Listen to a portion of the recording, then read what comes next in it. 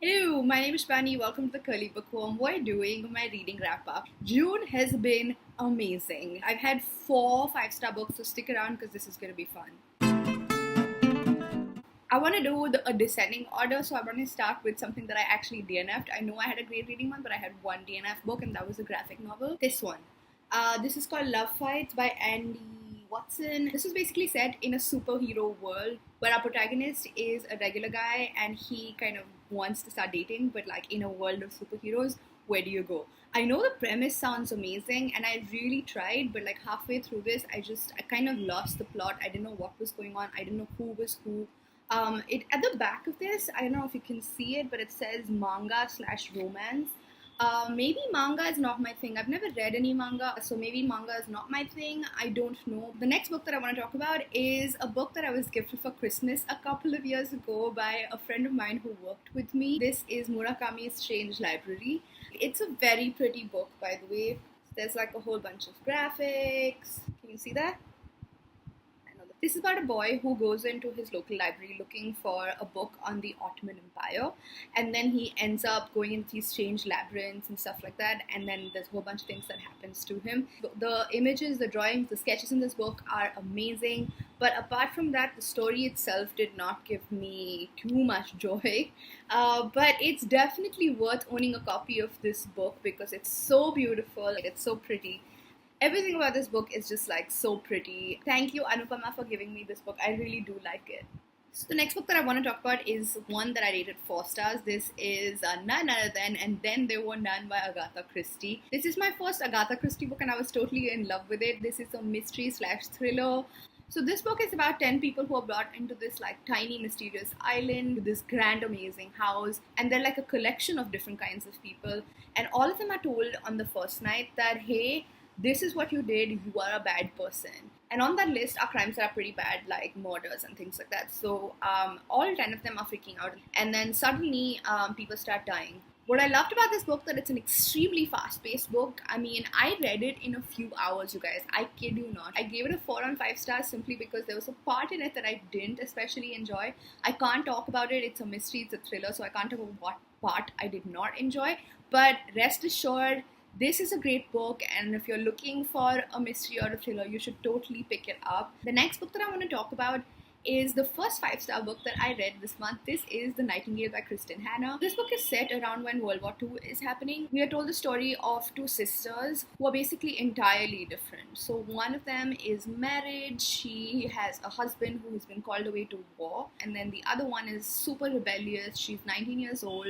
She wants to do stuff for the war. She wants to be brave and contribute and make sure that Hitler does not succeed. So the story is really about these 2 sisters who want to love each other. They find it difficult to love each other. There's like a whole bunch of relationship dynamics that happens in this book. But that's not the only reason why this book is beautiful. The story in this book had me captivated pretty much the whole time. I could not put this book down. I started it and I finished it. This is one of those books that like you just like everything about it. It's not like over the top amazing, but it just left me with a happy feeling while I was reading it. So yeah, 5 stars for this book. My second 5-star book for this month is called The Gods of Tango. Gods of Tango, you guys. First of all, how beautiful is this book? It's so pretty. I mean, I love this version of this book. My friend Prasanna gave this to me to read, and thank you, Prasanna, because my god, this book was amazing. This book is set in the early 1900s.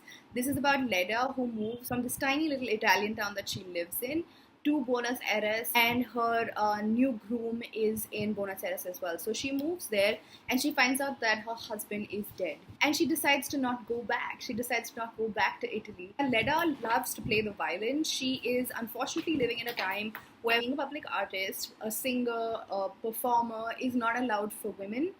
And so she can't do it in public, and neither can she make money off of it. She has to do like sewing or whatever it is, and she's not interested in that. So she becomes a man. She puts on a man's clothes and pretends to be a man and plays the violin. This book was such a delight. I cannot begin to tell you. This is another one of those books that I freaking finished in a day because I just could not put it down. So definitely read this book if you're in the mood for something that like takes your day over. The next book that I want to talk about is The Final Empire, which is the first book in the Miss Bond series. This series is written by Brandon Sanderson, and I can't believe that I haven't read this author ever. Like, it blows my mind. This is a fantasy book where I have never seen world building like this before. It is so thorough, and it's so concentrated and focused on making and building this amazing world, and it's just like, oh my god, it's so good. It's so freaking good. This is a dystopian fantasy world where people have reached a point where there's ash falling from the sky, the sun is searing hot red, the world is ruled by this one person who's this awful king, and he's called the Lord Ruler. But there are the Mistborn, and these are people who have the powers of allomancy, which means that they can actually use metals to derive powers from it. And that's all I want to say about this book, because I don't want to give anything away, and I want you to discover it for yourself if you're picking up this book. The last thing that I read, which is literally 2 days ago, so I have a book hangover from it. This is The Hate You Give by Angie Thomas, and my god, what a great YA book, you guys. I feel like there are some really good YA authors and YA stories that are coming out of late, and I'm super impressed with this one. The Hate You Give is a story based on the Black Lives Matter movement.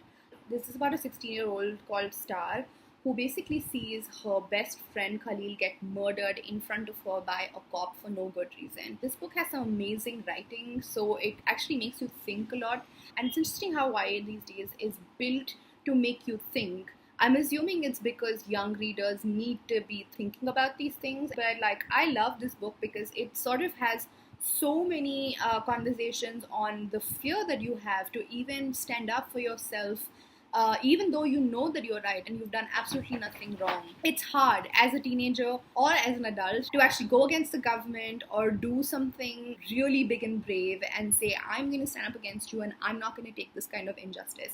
I know that all of BookTube is talking about this book, and it's one of those books that was like, everybody was waiting for this book to come out this year, and it did not disappoint. The hype was totally worth it because it's a really good book, you guys. That's it from me. I love that June gave me this amazing 5-star book month.